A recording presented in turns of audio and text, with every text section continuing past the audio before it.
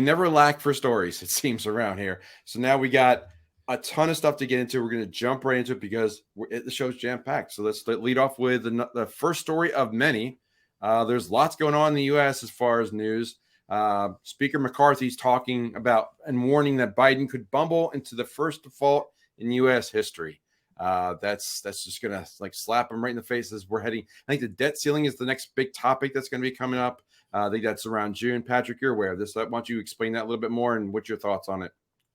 Well, I mean, my thoughts are pretty simple. We've known for a while that the debt ceiling is going to be reached. And what this means is that inherently we run out of the ability to pay federal and government employees. For example, maybe the FBI or other departments like Department of Homeland Security or other really important things that we need, like to keep our food assistance programs running and things of that nature. You basically have no ability to fulfill those obligations because you don't have a credit line left to spend from. And so what they're basically doing right now is ignoring the fact that they're going to run out of money and they're not going to be able to meet their needs. So what happens is they typically just wait till the last minute and overnight they pass some kind of bill with some kind of stimulus that gives people more money and will shut some people up and keep some people happy and bury a lot of junk in it. And who knows, maybe they'll ban rifles in there too. I'm not sure. Yeah, and I always like to make this correction: currency, not money, as we are all learning. So, Dylan, I see you're on top of that with the Bitcoin hat. Where are you at with the whole debt ceiling? Should they be raising it? Should they be taking the Republican stance of extending things for another year? What do you think? I mean, I think they kind of have to raise the debt ceiling based on the system that they're operating out of. You know, they've got to print continuously for forever because the debt is insolvent, right? U.S. debt, global debt is never going to be paid back. I think, so they have to keep doing it. So they have to do this kind of, dog and pony show to attract people's interest here. And there's really not a fix within the system. There's alternative systems that are working on fixing it, things like this. So we'll talk about later. But yeah, I think it's just something they have to do.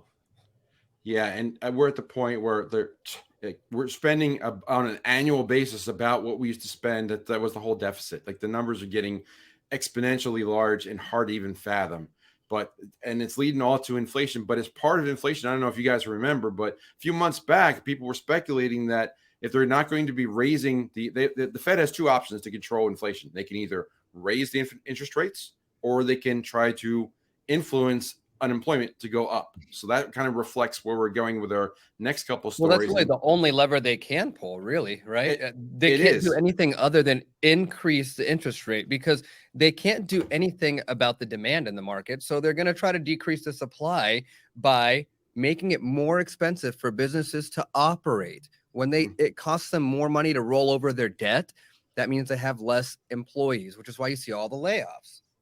Yeah. And that was really our story here. We got David's Bridal, and this is just one of them. There's 100 of these. I think there's 9,200 workers, and I think I caught this one because I think their staff was 13 or 14,000, 11,000 employees. 11,000 employees at 9,200. That's over 80% layoffs. Okay, and we're hearing story after story of this. I think that if you added them up in the last 6 months, there could be close to 1 million layoffs that have been announced across these different companies, and. This is just a one-off. It's because no one wants to get married anymore. That is true, though. I mean, that marriage is a corrupted institution for most people. Hey, careful, honey. Dylan's perspective doesn't mean that I agree with him. I'm not saying I don't believe in what fundamentally it means. Tell me you believe in my marriage, Dylan. To be committed to each other. I think there's beauty there, but I think for a lot of people, a lot of young men, especially that aren't married, they're looking to get married. It's not the wisest idea, given the current situation that we're in and given the current laws around it. And I think that's, seeing the bridal shop close down. I think, that's a sign that times have been changed. And I don't think it's changing for the better. I think the laws are stacked against, people when it comes to marriage. And I think that's a problem. I think that's something that should be fixed and talked about more. Because I do think, and the data is there that marriage. Oh, Andrew Tate, if you're listening, please, you're welcome on the show at any time. We'd love to have that conversation. I think that would be a great one. But speaking from experience, as I've been down that road a few times, I find it very interesting that the tax code favors being married, and they make it very easy to get married. Just like they make it easy to procreate, but they don't make it easy to manage the after effect. Getting unmarried is much more difficult than getting married.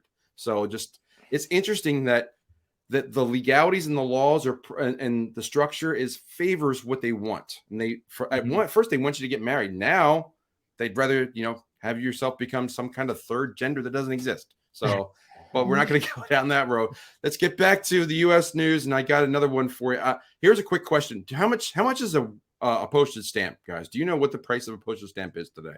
Like 30 something cents, maybe. What? Were you just watching Seinfeld in the 90s? What that's a little bit off. A postage, just a stamp? A stamp to mail No, a man, first class I remember letter. the Forever stamp. They were like 30 cents or something. Well, that Forever, good job, but you beat inflation pretty well if you bought it in 30 cents. Yeah, I have a bunch of those. Dylan, what's your guess? I was gonna say like 37 cents, but clearly. Well, I remember when it passed 50 cents. 50 cents. What?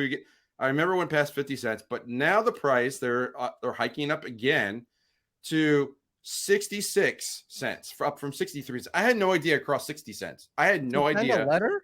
For a letter, first class mail is 66 cents. I had no idea, but I will tell you, I don't know when or what avenue I'm going to have this game, but we need to make a show. Like I was working at the gym today. I saw the prices right, and I said, this game is now impossible. I have no idea how much that bottle of ketchup is, because if I had said $2, that would probably been the price 3 months ago, and now it's like $4.50. It depends on what size. I would have said about 4 to 6, depending on the size of the bottle. But Patrick, we know with shrinkflation, right? We saw all those different size boxes. I would like to play this game. Guys, I was eating an Uncrustable today talking about shrinkflation, and I had one in my freezer from months ago, and I was like, I'm going to eat that Uncrustable. And then the new box arrived in my freezer recently, and I pulled them out. I pulled out 2 of them, and I was looking at one. I was like, oh, man, I thought this had more calories in it. And I found the one that was in my freezer from a while ago, and it was the new ones are 2 ounces. The old ones were 2.8 ounces. The new ones have 6 grams of protein. The old ones have 10. The new ones have 210 calories. The old ones have 320 calories. They look basically the exact same, but they're in the same package. Shrinkflation.